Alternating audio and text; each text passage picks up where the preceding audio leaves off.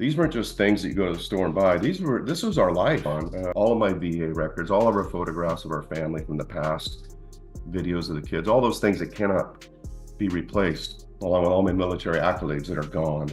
A war veteran packed his entire life's memory into one trailer, and in a single moment, a stranger stole it all, leaving him to face Judge Boyd for justice. Court is calling 2021 CR 7016, State of Texas versus Jose Lozano. Can I have the parties announced for the record for the state? Hank Wilkins for the state, Your Honor. Defense? Raymond Martinez for Mr. Lozano. And are you Mr. Lozano? All right, we are here for sentencing. A jury found you guilty, and they found you guilty of the offense of theft, $300,000 or more as charged in the indictment. State, what are you requesting? Your Honor, we're asking that you sentence the defendant to 15 years in the prison. All right, and the reason? Your Honor, the defendant was convicted of a first-degree felony offense in this case. Reading the TAP evaluation, he's shown no remorse for his actions. He doesn't say this was the result of being under the influence of drugs or alcohol. His story about how he says this happens is just not credible. Doesn't jive with the evidence that we saw at trial. He says that someone offered to sell him $300 worth of items, over $300 worth of items for $600 to $800. He says his friend brought the trailer to him. The evidence that was elicited at trial indicated that a window of the truck was broken. So it's pretty clear to me that he knew these items were, the very least he knew these items were stolen. But Your Honor, what he's convicted of is theft. And I guess the other part of this, the TAP evaluation, they talked about his home life a little bit. He says he has regular contact with all his kids, but evidence elicited at the trial was he's not paying any kind of child support to Edith Serrano. That was one of the victims, you may recall, Your Honor. Or I'm sorry, one of the witnesses at the trial, Your Honor. I just want to, I know you were presided over this case, Judge, so you remember the testimony, but Terry Kirkbride and his wife are moving from California to Florida, and they lost almost everything as a result of this theft, Your Honor. But what Terry said on the stand is what really stuck with me. And what he said is the hardest part about this is that he lost things in this theft as a result of this theft, as a result of the actions of the defendant that cannot be replaced. So the hardest part of that for him were the photos that are just gone forever. The things that he inherited, the things that his wife inherited, they're gone forever. Items from his military career that are gone forever, damaged or lost. And so that's what I want to emphasize to the court. And the other part of the thing I want to emphasize to the court, Your Honor, is we're asking for this sentence to protect the community from these types of thefts. This property crime, I think, especially folks who are involved in the criminal justice system, we can get sort of jaded and think, well, nobody died, right? But these crimes are very serious, and this is the victims in this case lost nearly everything that they own. And so, Your Honor, we're asking that you protect the community from these types of crimes and sentence the defendant to 15 years in prison. All right, defense. Judge, if the court would recall from the facts of the case, I think Mr. Lozano's explanation is perfectly plausible. There was absolutely no evidence presented by the state in the trial of the case that he was present when that truck was stolen, or that he ever drove that truck, ever had contact with that truck, it was ever on his property. His suggestion that the guy brought the trailer to him to see if he wanted to buy it is consistent with somebody who did steal that property, trying to go and pawn it off on people. Him paying $600 or $800 for what was the contents is because all the valuables were already gone. All that was left was a bunch of stuff that after whoever stole it poured through it. He admitted, yes, my print is on the trailer because he showed it to me, and he wanted more money than I could afford, and so I didn't buy it. He offered me the other things that were there. The complainant specifically testified in his testimony the things that were at Mr. Lozano's property that they recovered were of little or no value, right?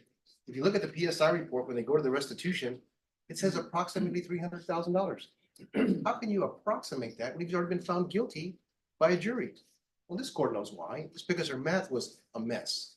The complainant testified in the trial of the case that he agreed in writing a contractual agreement with the insurance company to settle for $240,000. The theft statute is very, very clear. It's the value of the property at the time it's stolen, not what you paid for it years before. So when you read their exhibits, and the jury obviously never did, they put no attention to the real evidence in the case. They felt bad for the complainants. I feel bad. We all do. They suffered a great loss, but they didn't prove he was the one who did it. They proved that he was a party to being in possession of some of the stolen property. That's why we had a jury charge all the way down to a state jail. That was the appropriate charge. This case is ripe and full of appeal issues, especially on the issue of the value and sufficiency of evidence. This case does not merit a day in prison. I get it. It's a big loss. But if you look at the exhibits, and I was going to bring it to you, but it's in the court's file or court board's file.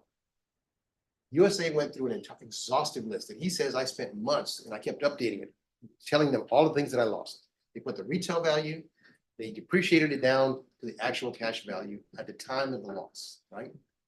He signs an agreement, accepts the check saying $240,000.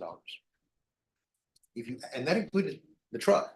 All right, so just so parties know, I'm not going behind the jury's verdict. I'm not asking you Yeah, to, all I'm just saying the punishment should fit the crime. Okay. The jury did what they did, and that's for another court to look at, whether there was sufficient evidence for their verdict. But my suggestion is, if they've proven that my guy drove off with the truck and the trailer and he had gotten rid of everything, I can see that this is a different case. There's absolutely no evidence that was presented to suggest that. And his explanation fits squarely within the facts that were presented in this case. So I get it that there's restitution. My client is going to have a lifetime consequence because of his resident status of potentially being excluded from this country. So he is going to get punished severely by this court and probably another one. So all that being said, Judge, we'd ask the court to sentence him to a term of probation. We'll pay restitution to their number as best he can, as long as he can. But that's the appropriate sentence. If we're going to start locking up every person who goes to a flea market and those people that come into property illegally and they get it in their possession, we're going to start sending them all to prison. We don't have a big enough jail for that, Judge. All right. Is there anything you wish to say? Yes. All right, you want to raise your right hand? Do you solemnly swear and affirm the testimony you give will be the truth and nothing but the truth, so help you God? All right, you can lower your hand, state your name for the record. All right, and make sure you keep your voice up so the court reporter can hear. Who's the name of the friend that gave you these items? What's his name? I don't know his name. They called him. Well, I mean, you say he's your friend, Well, yeah, but and you say you received a phone call from a friend. yes, should have wrote it down. All right, so here's my other question. The items, because there were some items that were related to his military career. When you saw the name of a person's name on military paperwork, what did you think? At the point already, I had the stuff in my house. I didn't know what to do with it, no more. It was there. I bought it. It was in boxes when I bought it. By the time I got to open it, I saw the stuff. So how much money did you pay for this stuff?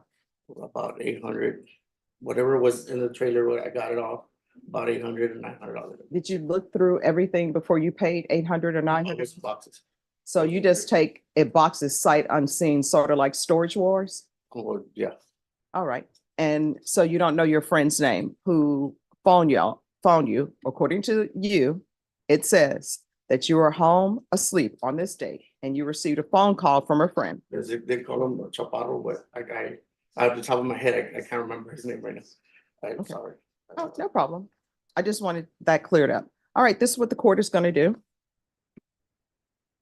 Court is going to sentence you to 6 years in the prison, give you credit for any time served. With regards to the amount, the court does not deal in approximations. So for the court, there is no restitution because there is nothing here to suggest a restitution amount. It just says approximately $300,000. There's nothing I can do with that. And this trial was on March 21st. I'm sorry, just one moment. Yes, March 2024. So by that time, there should have been some amount to the court. So I'll give you credit for any time served. Is there anything else with regards to sentencing, state? Judge, is the defendant's birthday May 1st, 1998? Is that right? You can ask him. Okay. Is that your birthday, sir? May 1st, 1998? Yeah. And Judge, would you incorporate the evidence at trial as to the value? Would that be something you'd be willing to do?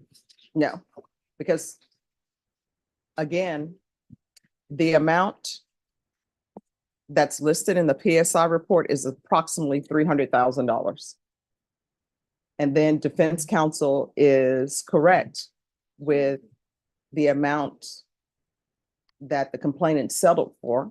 And I know how insurance companies do sometimes. Probably The amount, yeah, the amount the insurance company settled for was $240,000. So this is where we are. If I could, just one last thing on the record. I just wanted the court to be aware, the record to be clear, that approximation comes from the complainant. The PSI officer called the complainant to ask him that number, and that was his response, Yes. even after his testimony that was presented to the court. I'm not ordering restitution unless there is some sort of deductible, which the court has not received any information on a deductible amount. So the court will sentence you to 6 years in the prison and give you credit for any time served. All right, I'm showing you what's entitled Trial Court Certification of Defendant's Rights to Appeal. Did you review that with your attorney? Did you understand it and did you sign it? All right, you have a right to an appeal as this was a jury trial.